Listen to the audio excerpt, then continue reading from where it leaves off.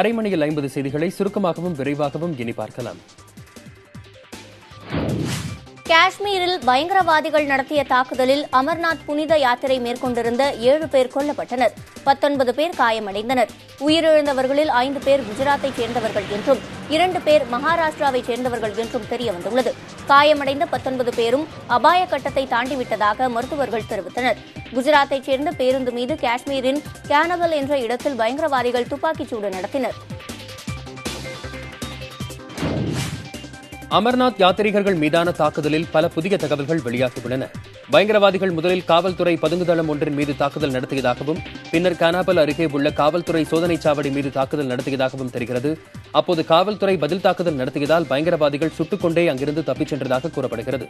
கண்மூடித்தனமாக சுட்ட தோட்டாக்கள் பேருந்தை துளைத்து 7 பேரின் உயிரை பறித்துவிட்டதாக காவல்துறை அதிகாரிகள் தெரிவிக்கின்றனர்.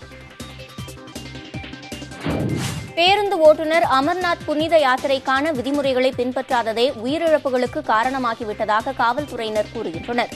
யாத்திரைக்காக வரிசையாக செல்லும் கான்வாயில் இந்த பேருந்து செல்லவில்லை என்றும் இரவு 7 மணிக்கு பிறகு யாத்திரை செல்லும் பேருந்துகள் சாலையில் இருக்கக்கூடாது என்கிற விதிமுறையும் மீறப்பட்டிருப்பதாக போலீசார் தெரிவித்தனர். பயங்கரவாதிகள் தாக்குதலில் காயமடைந்தவர்களை ஜம்மு காஷ்மீர் முதல்வர் மெஹபூபா முஃப்தி மருத்துவமனையில் நேரில் சந்தித்து ஆறுதல் கூறினார். பின்னர் செய்தியாளர்களிடம் பேசிய அவர் இந்த சம்பவம் ஒவ்வொரு காஷ்மீருக்கும் தலைக்குனிவு என கூறினார். இதற்கு காரணமானவர்கள் விரைவில் கண்டுபிடிக்கப்பட்டு தண்டிக்கப்படுவார்கள் என்றும் மெஹபூபா நம்பிக்கை தெரிவித்தார்.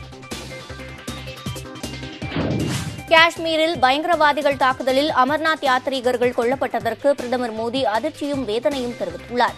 அமைதியான முறையில் யாத்திரை சென்றவர்கள் மீது தாக்குதல் நடந்திருப்பது வார்த்தைகளால் கூற முடியாத அளவுக்கு மனவலியை ஏற்படுத்தியுள்ளதாக அவர் கூறியுள்ளார். வெறுப்பின் தீய திட்டங்களுக்கும் இதுபோன்ற கோழைத்தனமான தாக்குதலுக்கும் இந்தியா படியாது என்றும் பிரதமர் தெரிவித்துள்ளார். அமர்நாத் யாத்ரீகர்கள் மீது நடைபெற்ற பயங்கரவாத தாக்குதலுக்கு அரசியல் தலைவர்கள் கண்டனம் தெரிவித்துள்ளனர். இத்தாக்குதல் மனிதகுலத்திற்கு எதிரான குற்றம் என காங்கிரஸ் தலைவர் சோனியா காந்தி தெரிவித்துள்ளார். இந்த சம்பவத்திற்கு பிரதமர் பொறுப்பேற்றுக் கொண்டு இனிமேல் இதுபோன்ற சம்பவங்கள் நிகழாமல் பார்த்துக் கொள்ள வேண்டும் என ராகுல் காந்தி கூறியுள்ளார். தேசிய ஜனநாயக கூட்டணியின் குடியரசுத் தலைவர் வேட்பாளரான ராம்நாத் கோவிந்த் இந்த தாக்குதல் தமக்கு மிகுந்த வலியை ஏற்படுத்தியிருப்பதாக தெரிவித்தார். அமர்நாத் யாத்ரீகர்கள் மீதான பயங்கரவாதிகள் நடத்திய தாக்குதலுக்கு கண்டனம் தெரிவிக்கும் விதமாக காங்கிரஸ், தேசிய மாநாட்டு கட்சி மற்றும் பிஎச்பி உள்ளிட்ட அமைப்புகள் இன்று முழு அடைப்பு போராட்டத்தை நடத்தி வருகின்றன. இதனால் ஸ்ரீநகர், ஜம்மு உள்ளிட்ட நகரங்களில் கடைகள் அடைக்கப்பட்டுள்ளன. இதற்கிடையில் ஜம்முவில் இணைய சேவைகள் தற்காலிகமாக நிறுத்தி வைக்கப்பட்டுள்ளன. காஷ்மீரில் பயங்கரவாதிகள் தாக்குதலில் அமர்நாத் புனித யாத்திரைக்கு சென்றவர்கள் உயிரிழந்த நிலையில் பலத்த பாதுகாப்புடன் அடுத்த குழு தங்களின் பயணத்தை தொடங்கியுள்ளது. ஜம்முவில் இருந்து பேருந்துகள் மூலம் பக்தர்கள் புனித யாத்திரைக்கு புறப்பட்டனர். பக்தர்களின் வாகனங்களுக்கு பாதுகாப்பு அளித்தபடி ராணுவ வீரர்களின் வாகனங்களும் பின்தொடர்ந்து செல்கின்றன. பயங்கரவாத தாக்குதலை தொடர்ந்து உச்சகட்ட பாதுகாப்பு அளிக்கப்பட்டிருப்பதாக பாதுகாப்பு படை அதிகாரிகள் தெரிவித்தனர். துணை குடியரசுத் தலைவர் தேர்தலிலும் எதிர்க்கட்சிகள் பொது வேட்பாளரை நிறுத்த வாய்ப்புள்ளதாக தகவல் வெளியாகியுள்ளது. டெல்லியில் இன்றைய தினம் காங்கிரஸ் தலைமையில் எதிர்க்கட்சிகள் துணை குடியரசுத் தலைவர் தேர்தல் நிலைப்பாடு குறித்து ஆலோசனை நடத்துகின்றன. கிட்டத்தட்ட 18 கட்சிகள் இந்த கூட்டத்தில் பங்கேற்கும் என தெரிகிறது. இதில் குடியரசுத் தலைவர் தேர்தல் போலவே துணை குடியரசுத் தலைவர் தேர்தலிலும் பொது வேட்பாளரை நிறுத்துவது தொடர்பாக ஆலோசித்து முடிவு அறிவிக்கப்படுகிறது. குடியரசுத் தலைவர் தேர்தலுக்காக புதுச்சேரி சட்டப்பேரவையில் வாக்குப்பதிவு நடைபெறவுள்ள இடத்தில் புதிதாக 6 கண்காணிப்பு கேமராக்கள் பொருத்தப்பட உள்ளதாக சட்டப்பேரவைச் செயலர் வின்சென்ட் ராய் தெரிவித்துள்ளார். வரும் 17ஆம் தேதி நடைபெறவுள்ள தேர்தலுக்காக புதுச்சேரி மாநில சட்டப்பேரவை வளாகத்தில் ஏற்பாடுகள் தீவிரப்படுத்தப்பட்டுள்ளன. அதற்காக சட்டப்பேரவையில் உள்ள கமிட்டி அறையில் வாக்குச்சாவடி அமைக்கும் பணி நடைபெற்று வருகிறது. எல்லை தாண்டி மீன்பிடித்தால் 20 கோடி ரூபாய் வரை அபராதம் விதிக்க இலங்கை அரசு கொண்டு வந்துள்ள சட்டத்திற்கு எதிர்ப்பு தெரிவித்து ராமேஸ்வரம் மீனவர்கள் 2வது நாளாக காலவரையற்ற வேலைநிறுத்தத்தில் ஈடுபட்டுள்ளனர். மேலும் கைது செய்யப்பட்டுள்ள மீனவர்களையும் படகுகளையும் விடுவிக்க வலியுறுத்தி வரும் 14ஆம் தேதி தீக்குளிக்கும் போராட்டத்தையும் மீனவர்கள் அறிவித்துள்ளனர். இலங்கை அரசின் சட்டத்தை ரத்து செய்ய மத்திய அரசு வலியுறுத்தவும் அவர்கள் கோரிக்கை விடுத்துள்ளனர். 3 நியமன எம்எல்ஏக்கள் பதவி பிரமாணம் தொடர்பான கோப்புகளை சபாநாயகர் திருப்பி அனுப்பியதை ஏற்க முடியாது என புதுச்சேரி துணைநிலை ஆளுநர் கிரண்பேடி தெரிவித்துள்ளார். நியமன எம்எல்ஏக்களுக்கு பதவி பிரமாணம் செய்ய தமக்கு அதிகாரம் இருப்பதாகவும் கூறிய அவர் சபாநாயகர் திருப்பி அனுப்பிய கோப்புகளை மத்திய அரசுக்கு அனுப்பப் போவதாக தெரிவித்தார். இது தொடர்பாக பேசிய நியமன சட்டமன்ற உறுப்பினர் சாமிநாதன், சட்டம் தெரியாத வைத்திலிங்கம் சபாநாயகராக இருப்பதாக விமர்சித்தார். புதுச்சேரி துணைநிலை ஆளுநர் கிரண்பேடிக்கு எதிர்ப்பு தெரிவித்து காரைக்கால் மாவட்டத்தில் முழு அடைப்பு போராட்டம் நடைபெறுகிறது. பாஜகவைச் சேர்ந்த 3 பேருக்கு நியமன சட்டமன்ற உறுப்பினராக ஆளுநர் பதவி பிரமாணம் செய்து வைத்தார். அதற்கு எதிர்ப்பு தெரிவித்து காங்கிரஸ், திமுக, விடுதலை சிறுத்தைகள் மற்றும் இடதுசாரிகள் இன்று முழு அடைப்பில் பங்கேற்றுள்ளன. காரைக்கால் முழுவதும் உள்ள அனைத்து கடைகளும் அடைக்கப்பட்டுள்ளன. அரசு மற்றும் தனியார் பேருந்துகள், ஆட்டோக்கள் இயங்கவில்லை. சட்டப்பேரவையில் மீன்வளத்துறை, பால்வளத்துறை, கால்நடைத்துறை ஆகிய 3 துறைகள் மீதான மானிய கோரிக்கைகள் விவாதம் இன்று நடைபெறவுள்ளது. 10 மணிக்கு வழக்கம் போல் தொடங்கும் கூட்டத்தின் முதல் நிகழ்வாக கேள்வி நேரம் இடம்பெற்றுள்ளது. மீன்வளத்துறை, பால்வளத்துறை, கால்நடைத்துறை ஆகிய துறைகளின் மானிய கோரிக்கை விவாதத்தில் ஆளும் கட்சி மற்றும் எதிர்க்கட்சி உறுப்பினர்கள் சிலர் பேசுகின்றனர். இதற்கு பதிலளித்து அமைச்சர்கள் ஜெயக்குமார், ராஜேந்திர பாலாஜி, பாலகிருஷ்ண ரெட்டி ஆகியோர் தங்கள் துறை சார்ந்த புதிய அறிவிப்புகளை வெளியிடுகின்றனர்.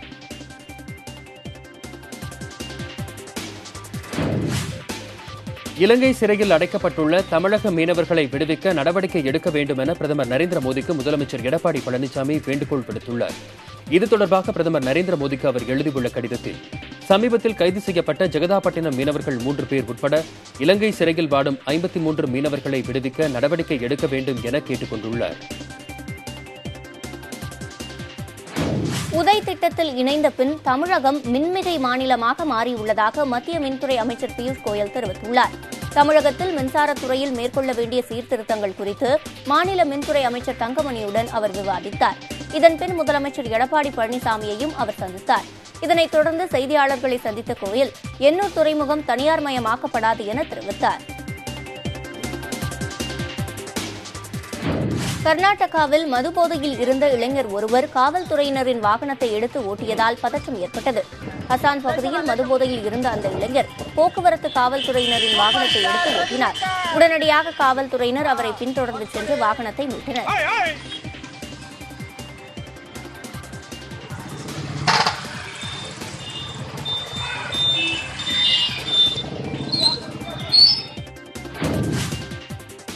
சீன தூதரை சந்தித்தது குறித்து விமர்சனங்களுக்கு பதிலளிக்கும் வகையில் காங்கிரஸ் துணைத் தலைவர் ராகுல் காந்தி விளக்கம் அளித்துள்ளார். எல்லையில் 1000 சீன வீரர்கள் அத்துமீறி இந்தியாவுக்குள் நுழைந்த நிலையில் அந்நாட்டு அதிபரோடு ஊஞ்சலில் அமர்ந்து பேசுபவன் நான் அல்ல என்றும் அவர் கூறியுள்ளார். சீன தூதர் தன்னை சந்தித்தது குறித்து கவலைப்படும் மத்திய அரசு, இரு நாடுகள் இடையே பதற்றமான சூழலில் அமைச்சர்கள் 3 பேர் சீனாவுக்கு பயணம் சென்றது ஏன் என்றும் ராகுல் காந்தி கேள்வி எழுப்பினார். சீனா மற்றும் பூட்டான் நாடுகளின் தூதர்களை ராகுல் காந்தி சந்தித்தது உண்மைதான் என காங்கிரஸ் கட்சி ஒப்புக் கொண்டுள்ளது. இந்த தகவலை காங்கிரஸ் செய்தித் தொடர்பாளர் ரந்தீப் சிங் கர்ஜேவாலா தெரிவித்துள்ளார். நாட்டின் முக்கிய தலைவர்களை பிற நாட்டு தூதுவர்கள் சந்திப்பது வழக்கமான ஒன்றுதான் என்றும் காங்கிரஸ் தரப்பில் விளக்கம் அளிக்கப்பட்டுள்ளது. ஒரு நாட்டின் தூதரை காங்கிரஸ் தலைவர் ஒருவர் சந்திப்பதில் ரகசியம் என்ன வேண்டியிருக்கிறது என்று மத்திய அமைச்சர் வெங்கையா நாயுடு கேள்வி எழுப்பியுள்ளார். சந்திப்பை முதலில் ஏன் அவர்கள் மறைக்க முயற்சிக்க வேண்டும், பிறகு ஏன் அது பற்றி விளக்கம் கொடுக்க வேண்டும் என்றும் அவர் வினவினார். சீன தூதரை காங்கிரஸ் துணைத் தலைவர் ராகுல் காந்தி சந்திக்கவில்லை என்று காங்கிரஸ் முதலில் மறுத்த நிலையில் சில மணி நேரங்களில் அந்த சந்திப்பு நடந்ததை ஒப்புக்கொண்டது குறிப்பிடத்தக்கது. பீகாரில் லாலு பிரசாத் கட்சியுடனான உறவை துண்டித்துக் கொண்டால் நிதிஷ்குமாருக்கு ஆதரவு அளிக்க வாய்ப்பிருப்பதாக அம்மாநில பாரதிய ஜனதா தெரிவித்துள்ளது. இது தொடர்பாக பீகார் மாநில பாரதிய ஜனதா தலைவர் நித்யானந்த் ராய் டெல்லியில் அக்கட்சியின் தலைவர் அமித்ஷாவை சந்தித்து பேசினார். பின்னர் செய்தியாளர்களுக்கு பேட்டியளித்த நித்யானந்த் ராய் இவ்விஷயத்தில் கட்சியின் மேலிடம்தான் இறுதி முடிவெடுக்கும் என்று தெரிவித்தார். பீகார் அரசியல் நிலவரம் தொடர்பாக ஆலோசிக்க ஐக்கிய ஜனதாதள கட்சியின் அவசர கூட்டம் பாட்னாவில் இன்று நடைபெறுகிறது. இதில் கட்சியின் தலைவர் சரத் யாதவ், முதலமைச்சர் நிதிஷ்குமார் உள்ளிட்டோர் பங்கேற்கின்றனர். இதில் லாலு பிரசாத்தின் ராஷ்டிரிய ஜனதாதள கட்சியுடனான உறவு தொடர்பாக ஆலோசிக்கப்படவிருப்பதாக தகவல் வெளியாகியுள்ளது. உலக நாடுகள் எல்லாம் இந்தியாவுடன் இணைந்து செயல்பட விரும்பும் பொன்னான வாய்ப்பை பயன்படுத்திக் கொள்ளும் வகையில் மாநிலங்கள் அனைத்தும் தொழில் நடத்த எளிமையான நடைமுறைகளை ஏற்படுத்துவதற்கு முன்னுரிமை அளிக்க வேண்டும் என பிரதமர் நரேந்திர மோடி கேட்டுக் கொண்டுள்ளார். அனைத்து மாநில தலைமைச் செயலாளர்களுடன் ஆலோசனை நடத்திய பிரதமர் அரசு நிர்வாகத்தை மேம்படுத்தவும், அரசு திட்டங்களில் உள்ள ஓட்டைகளை அடைப்பதற்கும் ஆதார் எண் பயன்பாட்டை அதிகரிக்க வேண்டும் என கேட்டுக் கொண்டார்.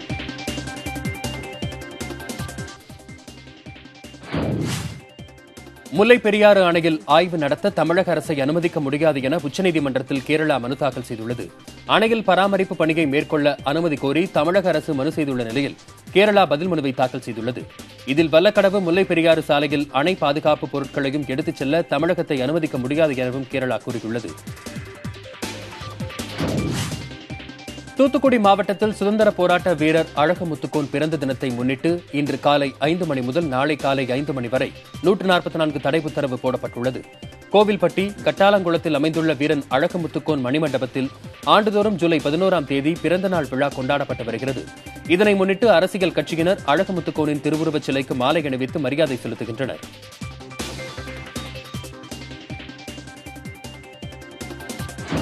திண்டுக்கல்லில் நடைபெற்ற இரட்டை கொலை வழக்கில் 3 பேரை காவல்துறையினர் கைது செய்தனர். திண்டுக்கல் சிறுமலை அடிவாரம் பகுதியில் கடந்த 8ஆம் தேதி இரவு இருவர் மர்மமான முறையில் கொலை செய்யப்பட்டு கிடந்தனர். இது தொடர்பாக விசாரணை நடத்திய போலீசார் சிறுமலையைச் சேர்ந்த சக்திவேல், சங்கர், மருதுபாண்டி ஆகிய 3 பேரை நேற்று கைது செய்தனர். முன்விரோதம் காரணமாக இருவரையும் கொலை செய்ததாக விசாரணையில் அவர்கள் ஒப்புக்கொண்டனர்.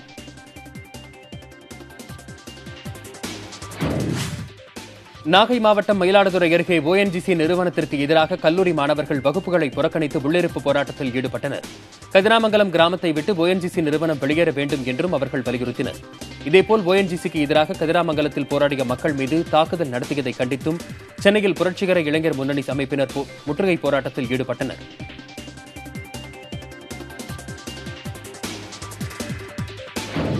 மதுக்கடைகளை மூடக்கோரி தமிழகத்தின் பல்வேறு மாவட்டங்களில் பொதுமக்கள் போராட்டத்தில் ஈடுபட்டனர்.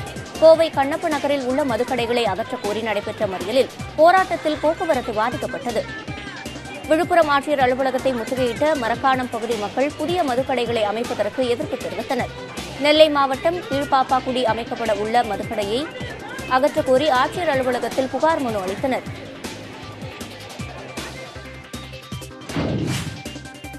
திருவாரூர் மாவட்டம் மேலநத்தம் கிராமத்தில் வீடு புகுந்து கட்டையால் தாக்கி செயின் பறிப்பு நடந்துள்ளது. ராஜதுரை, ஜெயலட்சுமி தம்பதியினர் மேலநத்தம் கிராமத்தில் தனியாக வசித்து வருகின்றனர். இவர்களது வீட்டுக்கு வந்த மர்ம நபர்கள் ராஜதுரையை கட்டையால் தாக்கியிருக்கின்றனர். அவரது மனைவி ஜெயலட்சுமியையும் தாக்கிய கொள்ளையர்கள் அவரிடம் இருந்த 5 பவுன் தங்கச் சங்கிலியையும் பறித்துச் சென்றுள்ளனர்.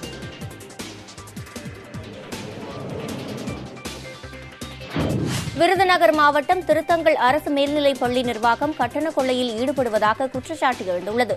அரசு பள்ளி நிர்வாகம் 6 முதல் 12ஆம் வகுப்பு பயிலும் மாணவ மாணவியரிடம் 200 ரூபாய் முதல் 1000 ரூபாய் வரை கட்டணம் வசூலிப்பதாக பெற்றோர்கள் மற்றும் பள்ளி மாணவர்கள் குற்றம் சாட்டுகின்றனர். பாரதிய ஜனதாவின் முகமூடியாக செயல்படுவதில் எடப்பாடி பழனிசாமியோடு உள்ள கடுமையான போட்டியில் பன்னீர்செல்வம் திமுகவை வீணாக வம்புக்கு இழுப்பதாக ஸ்டாலின் குற்றம் சாட்டியுள்ளார். இதுகுறித்து அவர் வெளியிட்டுள்ள அறிக்கையில், முதலமைச்சர் பதவி கிடைக்காது என்று தெரிந்தவுடன் கமிட்டி கலைப்பு, இணைப்பு கிடையாது என்று வெளியில் கூறிவிட்டு திரைமறைவில் இன்னமும் இணைப்பதற்கு ரகசிய பேச்சுவார்த்தை நடத்தி வருபவர் பன்னீர்செல்வம் என்றும் ஸ்டாலின் தெரிவித்தார். மறைந்த முதலமைச்சர் ஜெயலலிதா மத்திய அரசுடன் எந்த நிலைப்பாட்டில் இருந்தாரோ அதே நிலைப்பாட்டில்தான் தாம் இருப்பதாக முன்னாள் முதலமைச்சர் பன்னீர்செல்வம் கூறினார். எடப்பாடி பழனிசாமியும் பன்னீர்செல்வமும் மத்திய அரசின் முகமூடியாக இருக்கிறார்கள் என திமுக செயல் தலைவர் ஸ்டாலின் கூறியது தொடர்பாக மதுரையில் செய்தியாளர்கள் எழுப்பிய கேள்விக்கு அவர் இவ்வாறு பதிலளித்தார். நெல்லை மாவட்டம் தாழையூத்து அருகே ஒப்பந்த பணிக்கு தகுதிச் சான்று வழங்க 18,000 ரூபாய் லஞ்சம் பெற்ற வட்டாட்சியர் கைது செய்யப்பட்டார். தாழையூத்து அருகேயுள்ள கரையிருப்பு பகுதியைச் சேர்ந்த பரமசிவன் ஒப்பந்த பணிக்காக தகுதிச் சான்று பெற நெல்லை வட்டாட்சியர் அலுவலகத்தில் விண்ணப்பித்துள்ளார். இதற்கு வட்டாட்சியர் பாலமுருகன் 18,000 ரூபாய் லஞ்சம் கேட்டுள்ளதாக தெரிகிறது. இது தொடர்பாக பரமசிவம் அளித்த புகாரில் வட்டாட்சியர் கைது செய்யப்பட்டார்.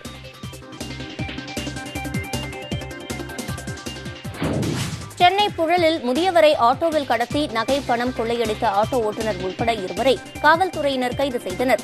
கடந்த 1ஆம் தேதி முதியவர் சுப்பிரமணி என்பவரை ஆட்டோவில் ஏற்றிய 2 பேர் கதிர்வேடு பகுதிக்கு கொண்டு சென்று அவரிடமிருந்து 2 சவரன் நகை, 1650 ரொக்க பணத்தை கொள்ளையடித்துச் சென்றனர்.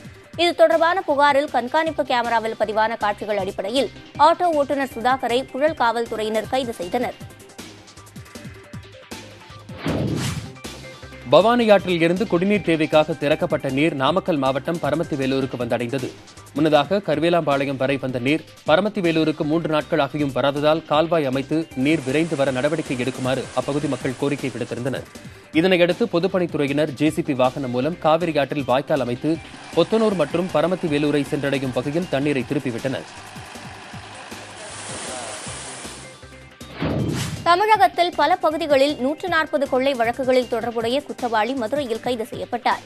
தொடர் கொள்ளை சம்பவங்களை தடுக்க அமைக்கப்பட்ட தனிப்படை முருகானந்தம், சரவணன், அலெக்ஸ் பாண்டியன் ஆகியோரை கைது செய்தது. மேலும் அவர்களிடம் இருந்து கொள்ளையடிக்கப்பட்ட தங்க நகைகள், சொகுசு காரை தனிப்படை மீட்டது. இந்த வழக்குகளில் தலைமறைவாக உள்ள மேலும் 2 வரை காவல்துறையினர் தேடி வருகின்றனர். சேலம் மாவட்டம் ஓமலூர் அருகே வீடு மற்றும் பொதுமக்கள் மீது கல்வீசிய நபரை பொதுமக்களே பிடித்து தர்ம அடி கொடுத்தனர். குதிரைகுத்திப்பள்ளம் பகுதியைச் சேர்ந்த அன்பு என்ற அன்பழகன் அப்பகுதி மக்கள் மீது கல்வீசி தாக்குதல் நடத்தியதாக தெரிகிறது. அவரை விரட்டி பிடித்த பொதுமக்கள் மரத்தில் கட்டி வைத்து அடி கொடுத்தனர். அங்கு விரைந்த தீவெட்டிப்பட்டி காவல்துறையினர் அன்புவை கைது செய்து காவல் நிலையம் கொண்டு சென்றனர். அவர் மீது ஏற்கனவே பல புகார்கள் இருப்பதாக காவல்துறையினர் தெரிவித்துள்ளனர். முல்லைப்பெரியாறு அணையின் நீர்பிடிப்பு பகுதியான மேற்கு தொடர்ச்சி மலைப்பகுதியில் பருவமழை பெருமளவு குறைந்துள்ளது. கனமழையாக உருவெடுக்கும் என எதிர்பார்க்கப்பட்ட தென்மேற்கு பருவமழை மேற்கு தொடர்ச்சி மலைப்பகுதிகளில் எப்போதாவது சாரலாக மட்டுமே பெய்கிறது. அதுவும் சில நொடிகள் மட்டுமே நீடிக்கும் சாரல் முற்றிலும் ஓய்ந்து மலைப்பகுதிகளில் மூடுபனியாக மாறிவிடுகிறது.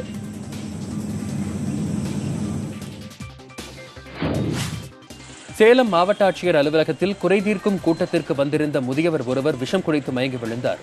மயங்கிய நிலையில் கிடந்த முதியவரை மீட்ட காவல்துறையினர் அரசு மருத்துவமனையில் அனுமதித்தனர். விஷமருந்தியவர் சேலம் கண்டர்குல மாணிக்கம் பகுதியைச் சேர்ந்த ஆறுமுகம் என தெரியவந்துள்ளது. அவர் எதற்காக தற்கொலைக்கு முயன்றார் என காவல்துறையினர் விசாரித்து வருகின்றனர். திருவள்ளூர் மாவட்டம் திருவாலங்காடு பகுதியில் அடிப்படை வசதிகள் செய்து தரக்கோரி இருளர் இன மக்கள் தொடர் போராட்டத்தில் ஈடுபட்டு வருகின்றனர். தமிழ்நாடு மலைவாழ் மக்கள் சங்கம் சார்பில் திருவாலங்காடு பிடிஓ அலுவலகத்தை முற்றுகையிட்டு 5வது நாளாக போராடினர். அதிகாரிகள் விரைந்து நடவடிக்கை எடுத்து தங்களது கோரிக்கைகளை நிறைவேற்ற வேண்டும் என அவர்கள் வலியுறுத்தியுள்ளனர். காஷ்மீரில் கல்வீசி தாக்குதல் நடத்திய கும்பலுக்கு எதிராக ராணுவத்தால் மனித கேடயமாக பயன்படுத்தப்பட்ட பரூக் அகமது டாருக்கு 10 லட்சம் ரூபாய் இழப்பீடு வழங்கும்படி மாநில அரசுக்கு காஷ்மீர் மனித உரிமை ஆணையம் உத்தரவிட்டுள்ளது. அவர் அனுபவித்த உடல் மற்றும் மனம் ரீதியான துன்பத்திற்காக இந்த இழப்பீடு வழங்கப்படுவதாக காஷ்மீர் மாநில மனித உரிமைகள் ஆணையம் தெரிவித்துள்ளது.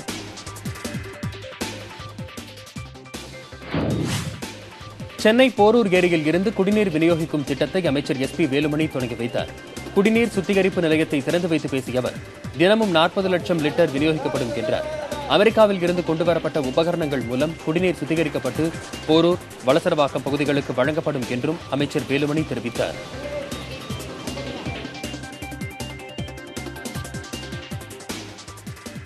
மேலும் பல அண்மை செய்திகளுக்கு தொடர்ந்து இணைந்திருங்கள் புதிய தலைமுறையோடு.